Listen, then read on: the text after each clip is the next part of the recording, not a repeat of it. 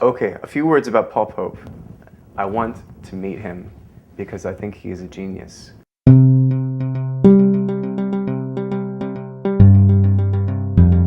I think I discovered some interesting things that I'd like to show you. There's a little clause that's written in the contract if you become a comic book professional that you're required to start a speech with a cave painting, so... He takes all these models and he's kind of like a Joseph Campbell type, you know, of modern comic storytelling. He's also a great visual artist, very fluid. This one in particular has really stayed in my mind. I was probably 4 or 5 when I did this. And I wanted to break this thing down and see what it is. First thing I realized is I had the positioning wrong, the way it looked right to me. This is the way it should look.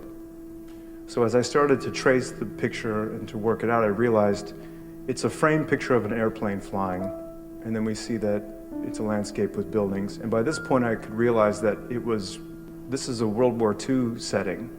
I grew up with old folks, and around the dinner table you heard these stories about, I knew guys who were in the firebombing of Dresden, and you heard these stories. But I realized that I was taking the stories I was hearing from the adults I knew and combining it with the things I knew that were hitting my imagination, which in this case would have been my uncle's Enemy Ace comics. So I think what I was trying to draw was not the lonely kid who goes to a new school, although I was that too, but rather like, how to interpret the world around you using, the visual language that I had available to me. Paul Pope is one of the few comic book artists in the 21st century now, to me, that is truly a writer, is truly a storyteller.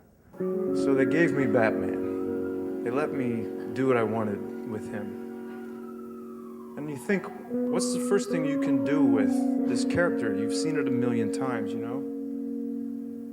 I thought about it, and I thought, one thing I think hasn't really been explored is the whole notion of a secret identity and whether or not a superhero has the right to one.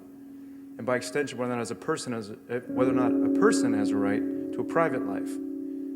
And I've always wanted to do something with sort of a 1984 setting, so I thought there's a really good combination. Like, let's make a 1984 setting and then put a masked superhero into it. I think this is a true American mythological character. There are people that come from the same place and they create worlds, and Paul Pope is one of these people.